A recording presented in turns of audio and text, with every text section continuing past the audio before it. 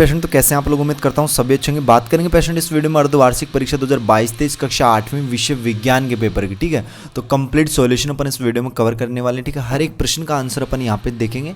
ठीक है, तो संपूर्ण सॉल्यूशन आपको यहाँ पे बताया जाएगा पेशेंट इस वीडियो में। तो वीडियो को जो आपको स्टार्ट से लेकर आखिर एंड तक देखना है। ठीक है, और डेफिनेटली इस वीडियो को देखने के बाद जो है आपको एग्जाम में बहुत ही अच्छे अंक मिलने वाले हैं। ठीक है, देखो प्रश्न नंबर पहले की बात करते हैं, प्रश्न नंबर 1। और पेशेंट मैं आपको बता दूं, देखो आपके प्रोजेक्ट कार्य जो है वो 10 नंबर का आपका प्रोजेक्ट होता है, हर बार होता है। ठीक है, जैसे तिमाही एग्जाम की अगर बात करें त्रैमासिक की, तो उसमें भी जो है 10 अंक का आपका प्रोजेक्ट हुआ था। तो इस बार भी जो है आपको जो है 10 अंक का प्रोजेक्ट करना होगा हर एक सब्जेक्ट में। तो उनके जो सॉल्यूशंस हैं वो भी आपके लिए प्रोवाइड करवाए जाएंगे। लेकिन आपको जो है कमेंट बॉक्स में यार ये जरूर बताना है कि प्रोजेक्ट जो है आपके कब जो है यहाँ पे स्कूल में जमा किए जाएंगे। ठीक है, कब जो है उनकी डेट कितनी क्या तारीख को है वो आपको कमेंट बॉक्स में जरूर बताना है कि उनके सॉल्यूशन आपको अभी प्रोवाइड करवाए जाएंगे। देखो प्रश्न नंबर 1 के सही विकल्प का चयन करना अपने को। प्रश्न नंबर इसका फर्स्ट है कि पादप कोशिका की भित्ति बनी होती है। तो प्रश्न ऑप्शन आपको दिए गए हैं प्रोटीन, वसा, सेलुलोज, प्रोटीन एवं वसा। तो राइट ऑप्शन की अगर बात करें तो ग वाला ऑप्शन इसका राइट हो जाएगा, सेलुलोज की बनी होती है। ठीक है, पादप कोशिका की जो भित्ति होती है वो सेलुलोज की बनी होती है।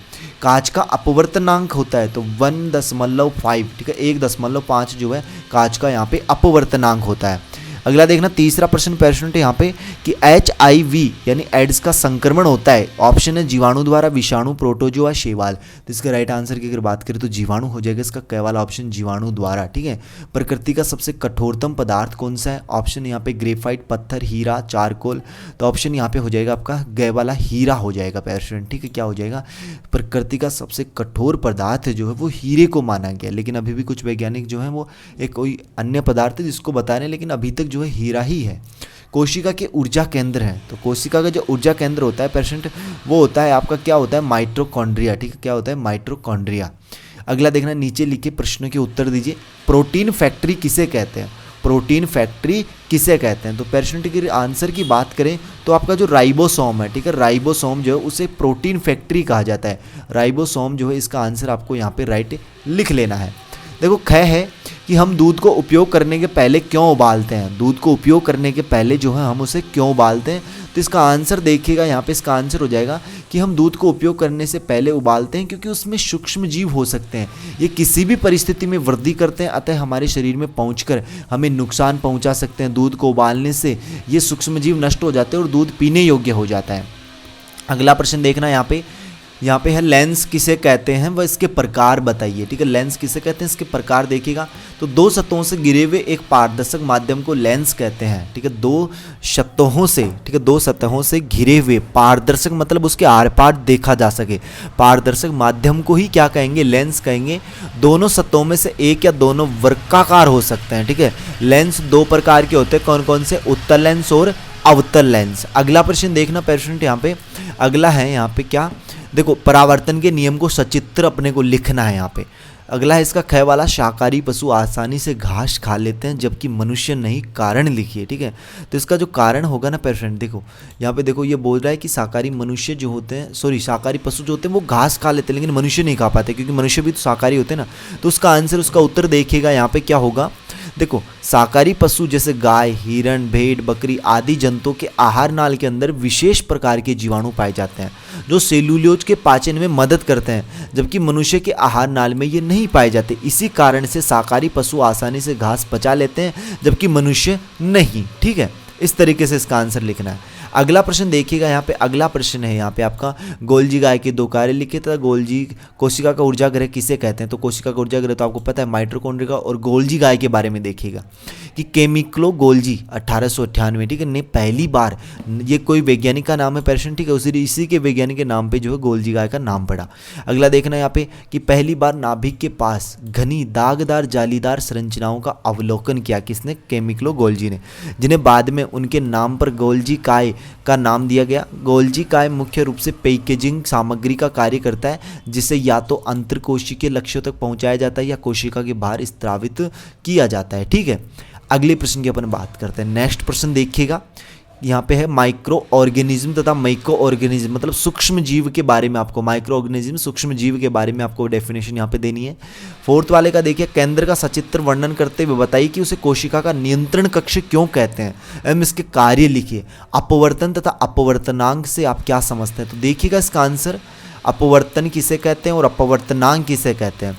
तो देखो पेशेंट कि किसी माध्यम जैसे जल, हवा, कांच आदि का अपवर्तनांक रिफ्रैक्टिव इंडेक्स वह संख्या है जो बताती है कि उस माध्यम में विद्युत चुंबकीय तरंग जैसे प्रकाश की चाल किसी अन्य माध्यम की अपेक्षा कितने गुना कम या अधिक है। ठीक है, और अपवर्तन किसे कहेंगे वो भी देखिएगा कि एक माध्यम से, ठीक है, एक माध्यम से दूसरे माध्यम में पहुंचने वाली तरंग की गति दिशा में परिवर्तन हो जाता है, जिसे अपवर्तन मतलब रिफ्रैक्शन, ठीक है, कहते हैं। प्रकाश जब एक माध्यम से दूसरे माध्यम में तिरछा होकर जाता है तो दूसरे माध्यम से इसके संचरण की दिशा परिवर्तित हो जाती है, यह अपवर्तन कहलाता है। यह क्या कहलाता है? अपवर्तन कहलाता है। अगला प्रश्न देखिएगा यहाँ पे, इसके बाद में फलीदार पौधे, दलहन फसलें मिट्टी को कैसे उपजाऊ बनाते हैं तथा बताइए कि हमें सूक्ष्म जीवों को बचाकर क्यों रखना चाहिए। ठीक है, तो इस तरीके से जो है इन क्वेश्चनों के आंसर हैं पेशेंट। और आपको देखो अगला प्रश्न है यहाँ पे क्या बताया गया कि पादप कोशिका व जंतु कोशिका में 3 अंतर लिखे, इनमें 3 डिफरेंस अपने को बताने। परिभाषित कीजिए किसे? मुख्य अक्ष को व प्रकाश केंद्र को। देखिएगा इसका आंसर क्या होगा, मुख्य अक्ष और प्रकाश केंद्र। देखो मुख्य अक्ष क्या होती है? मुख्य अक्ष एक सीधी रेखा है जो गोलाकार दर्पण के ध्रुव और वक्रता केंद्र से होकर गुजरती है। और जो अगला पूछा था, इसमें क्या पूछा था? प्रकाश केंद्र। तो प्रकाश केंद्र देखिएगा कि प्रकाशी केंद्र वह बिंदु है जिससे होकर कोई किरण लेंस से बिना विचलित हुए गुजरती है। मुख्य फोकस वह बिंदु है जहां मुख्य अक्ष के समांतर किरणें लेंस से उत्तल से गुजरने के पश्चात फोकसित होती हैं अथवा लेंस से अवतल से गुजरने के पश्चात निकलती प्रतीत होती हैं। ठीक है, तो प्रकाशिक बिंदु केंद्र जो वो आप लिख सकते हैं और यहाँ पे मुख्य अक्ष भी आप लिख सकते हैं। ठीक है, तो दोनों का आंसर जो है यहाँ पे आपको दिख गया होगा। अगले क्वेश्चन की अपन बात करते हैं। नेक्स्ट प्रश्न देखिएगा, इसका सही मिलान कीजिए। काजल तथा चारकोल। तो देखिएगा पेशेंट, काजल तथा चारकोल जो वो एक कार्बन के अपरूप हैं, तो आपको ऑप्शन में मिला लेना है कार्बन के अपरूप। 60 कार्बन परमाणुओं से बना क्या कहलाता है? फुलरीन है, सिर्फ अपन फुलरीन कहते हैं। 60 कार्बन परमाणुओं से बना हुआ क्या होता है? फुलरीन। कठोरतम पदार्थ है यहाँ पे कौन सा? हीरा है पेशेंट, आपको पीछे क्वेश्चन में भी आया था। तो किस प्रकृति पे उत्पन्न सबसे कठोरतम पदार्थ कौन सा? हीरा। तो ऑप्शन आपको हीरा में मिला लेना है। शुष्क बर्फ देखिएगा, ऑक्सीकरण क्रिया हो जाए, सॉरी ऑक्सीकरण क्रिया नहीं, शुष्क बर्फ को आपको मिलाना है यहाँ पे किससे? ठोस कार्बन डाइऑक्साइड को शुष्क बर्फ कहते हैं, और दहन को आपको मिलाना है ऑक्सीकरण क्रिया से। ठीक है, इस प्रकार इनके आंसर लिखने हैं। अगला देखना, नीचे प्रश्नों के उत्तर दीजिए कोई दो। दूरदृष्टि दोष क्या है? इसका निवारण कैसे किया जाता है? ठीक है, उत्तर लेंस तथा अवतल लेंस में अंतर स्पष्ट कीजिए। और पेशेंट आपके प्रोजेक्ट कब जमा हो रहे हैं उनके यार कमेंट बॉक्स में डेट जरूर बताइए। ठीक है, प्रोजेक्ट के बारे में आपके स्कूल वाले क्या बता रहे हैं। ठीक है, आपको कब जमा कराने, 10 अंक का प्रोजेक्ट होता है, आप सभी को पता है। ठीक है, और जमा तो आपको वो करवाने, तो उनके सॉल्यूशन आपको कब चाहिए, उनके पेपर्स वगैरह सब कुछ रेडी है। ठीक है, आंसर्स भी सॉल्यूशन तैयार है, बस वो अपलोड करने की उनमें वो है वेट। तो वो कब चाहिए आपको, उसी के अनुसार जो वो वीडियोस आपको देखने को मिलने वाले इस चैनल पे। बेफिक्र पेशेंट, ऑल सब्जेक्ट्स के पेपर विद सॉल्यूशन, आपके प्रोजेक्ट कार्य सभी जो है इसी चैनल पे मिलेंगे। अगर इसलिए चैनल को आपने सब्सक्राइब नहीं किया अभी तक तो चैनल को सब्सक्राइब कर लीजिएगा, बेल का नोटिफिकेशन उस पर ऑल पे सेट करें ना, ताकि जैसे नेक्स्ट वीडियो अपलोड होते हैं उसका नोटिफिकेशन आप तक पहुंच सके। तो जल्दी मिलेंगे पेशेंट नेक्स्ट वीडियो में होशम जोश के साथ। तब तक सभी पेशेंटों को बाय, धन्यवाद। सभी पेशेंटों को टेक केयर।